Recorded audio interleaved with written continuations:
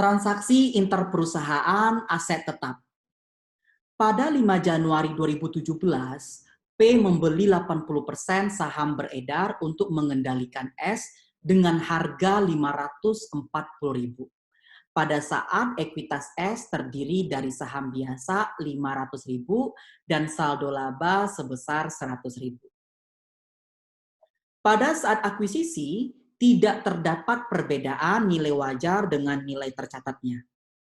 Sehingga kelebihan pembayaran akan dialokasikan sebagai paten dengan masa manfaat 10 tahun. P merupakan satu-satunya supplier persediaan S. P mengenakan margin 20% dari penjualannya ke S. Selama 2017, S membeli persediaan sebesar 340.000. Dan persediaan akhir S adalah 80.000. Pada 2018, S membeli persediaan lagi dengan nilai 400.000 dan di akhir periode masih tersisa seperempatnya. Pada 1 April 2017, P menjual tanah ke S dengan harga 180.000 dan perolehan P atas tanah tersebut adalah 150.000. Oleh karena di 2018 tanah tersebut terdampak proyek jalan tol, S menjualnya kepada pemerintah dengan harga 200.000. Pada 1 Oktober 2017, S menjual peralatan kepada P dengan harga 165.000. Peralatan ini diperoleh S dengan nilai 200.000 dan telah disusutkan 50.000. Masa manfaat peralatan diperkirakan masih 3 tahun lagi dan P memutuskan akan menggunakan sampai masa manfaat habis. Selama 2017 dan 2018, S melaporkan net income-nya sebesar 150.000 dan 180.000. S juga membagikan dividen pada 2017 sebesar 80.000 dan di 2018 sebesar 100.000. Dari informasi di atas, Anda diminta A. Membuat jurnal terkait dengan investment in S dan pendapatan dari S tahun 2017 di buku P menggunakan metode ekuitas. B. Membuat jurnal terkait dengan investasi di S dan pendapatan dari S tahun 2018 di buku P menggunakan metode ekuitas. Menghitung berapa saldo investasi di S pada akhir tahun 2018. Oke. Langkah pertama, seperti biasa, kita cari dulu excess value-nya. Cost of investment, ya, yaitu sebesar 540.000 dibagi 80%. Ya. Kemudian equity S, common stock, dan RE. Ya. Berapa common stock-nya? Yaitu sebesar 500.000. RE-nya sebesar 100.000. Total yaitu sebesar 600.000. Nah, dapat excess value sebesar 75.000. Nah, ini excess value-nya. Kemudian kita alokasikan, di soal dikatakan bahwa tidak ada perbedaan fair value dengan book value-nya. Ya, kelebihannya akan dialokasikan ke paten. Paten 10 tahun. Ya, berarti 75.000 ini seluruhnya untuk paten. Oke, sekarang amortisasinya berapa? Oke, unamortized beginning ya, yaitu sebesar 75.000. Diamortisasi tahun 2017 berarti 75.000 dibagi 10 tahun, 7.500. Ya, unamortized ending akhir tahun 2017, yaitu sebesar 67.500. Amortisasi 2018, 7.500. Unamortized ending 2018, yaitu sebesar 60.000. Nah, kita kan hanya disuruh membuat di buku P saja jurnalnya ya, atau dikatakan CI 80%. Langsung di sini kita buat net income ya, terus amortization sama adjusted income. Ya. Di sini CI 80% saja. Kita butuh informasi ini. Berapa net income? Oke, ini tahun berapa dulu? Ini tahun 2018 dulu kita buat. Net income-nya sebesar 180.000. Nah, amortisasinya ambil yang 7.500. Adjusted income-nya berarti 172.500 dikalikan CI 80%, 138.000. Nah, baru kita masuk ke transaksi interperusahaan. Karena di sini dimulai dari inventory ya. Nah, di sini kata-katanya P merupakan satu-satunya supplier ya, persediaan S. P mengenakan margin 20% dari penjualannya. Ya, berarti dari sales.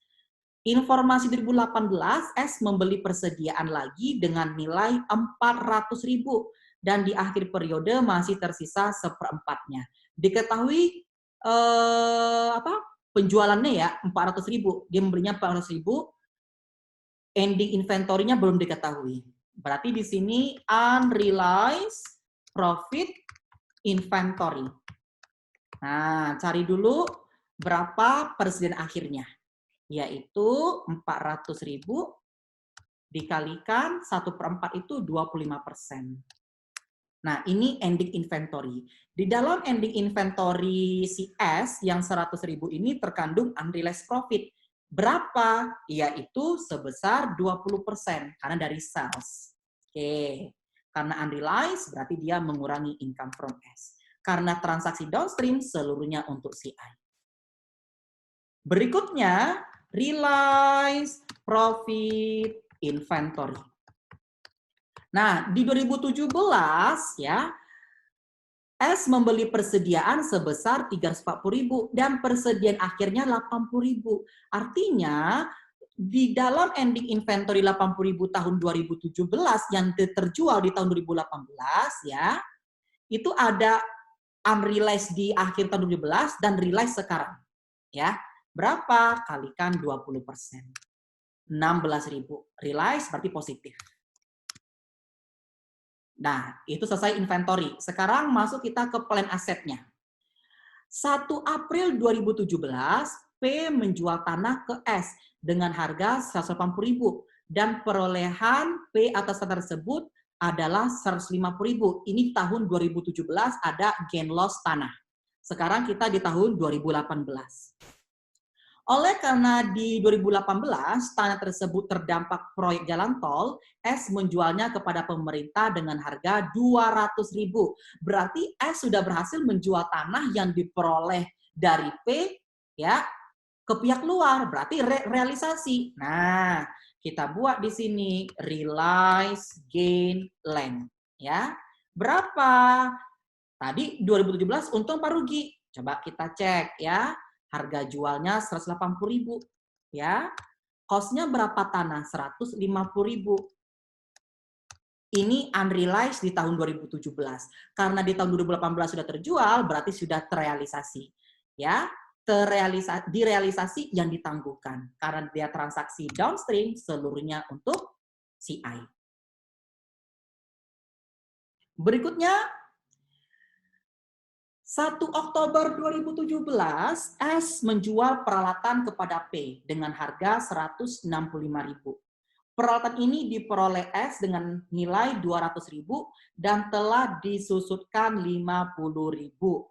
Masa manfaat peralatan diperkirakan masih 3 tahun lagi, ya. Dan P memutuskan akan menggunakan sampai masa manfaat, ya. Nanti nggak dijual ya, berarti realisasinya melalui depresiasi. Nah, karena ini di 2018 ya, berarti nggak ada unrealized atau unrealized gain loss-nya. Yang ada hanya realize-nya saja.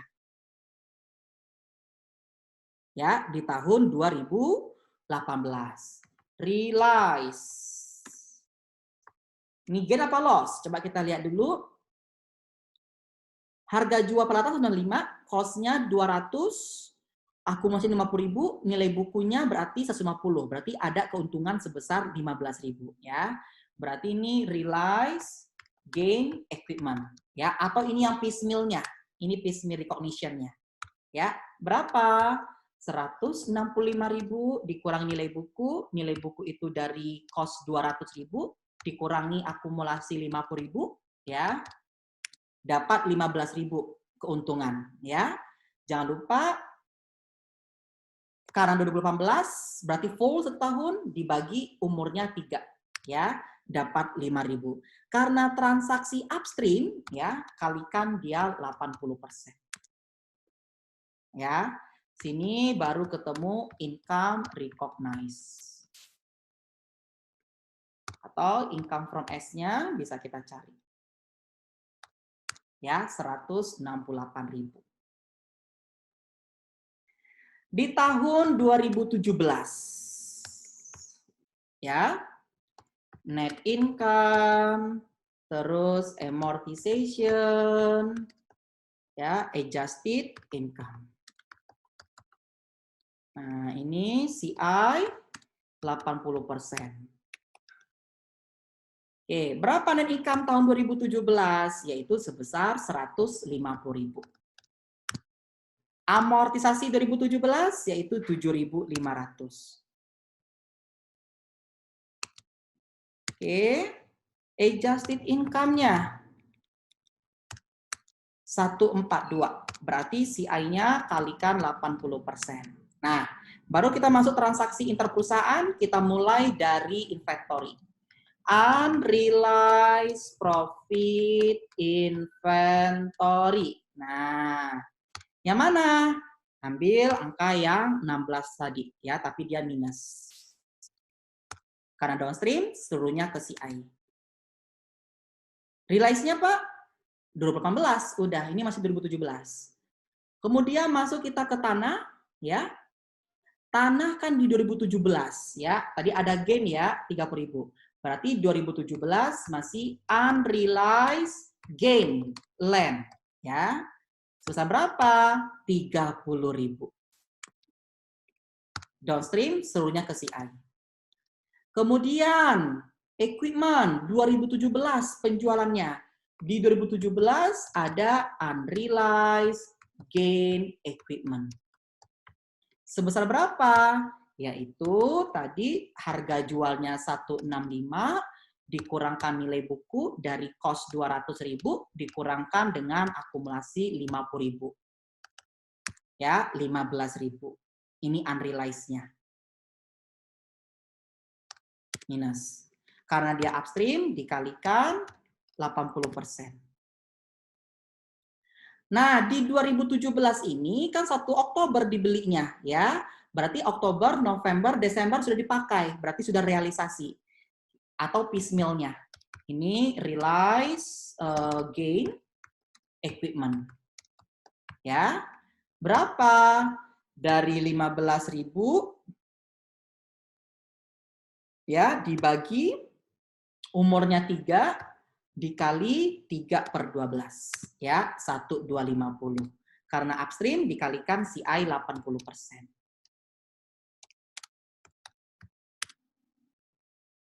Oke, sekarang bisa kita hitung income recognized-nya.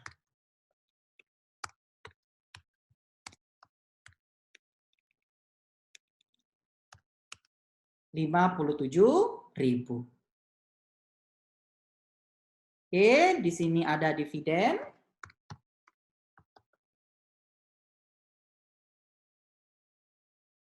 Sorry.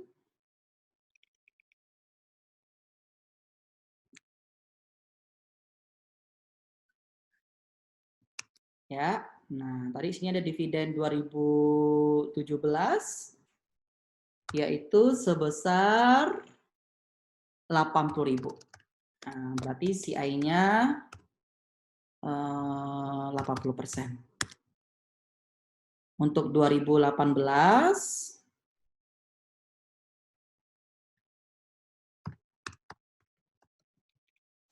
sebesar 100.000 kalikan 80%. Ya.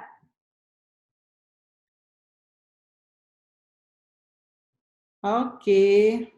Nah, sekarang kita jawab sesuai soal ya. Jurnal di buku P tahun 2017 menggunakan metode ekuitas. Jurnal di buku P ya, metode ekuitas. Oke, tahun 2017. Kita mulai dari berinvestasi, debit, investment, invest, kredit, kas. Sebesar berapa? 540. Kreditnya 540. Ya, kemudian terima dividen 2017, debit cash, kredit, investment, invest. Yaitu 64. Terus pendapatan investasi ya, debit, investment, invest, kredit, income from S. Yaitu 57. Total investment in S akhir tahun 2017 yaitu 540 dikurangi 64 ditambah 57. 533. Sekarang tahun 2018. Ya. Nanti nggak ada lagi investment in S-nya pada kas ya, langsung dividen. Cash pada investment in S sebesar 80.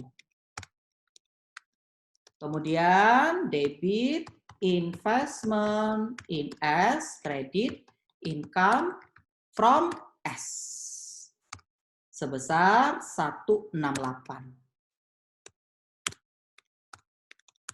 Ya. Investment in S akhir tahun 2018 ambil dari awal 2018 ya, dikurangi sama dividen ditambah income-nya. 621. Oke, jurnal di buku P menggunakan ekuitas tahun pertama. Nah, ini yang A. Ini jawaban yang B. Ini jawaban yang C. Demikian pembahasan soal transaksi interperusahaan aset tetap. Terima kasih.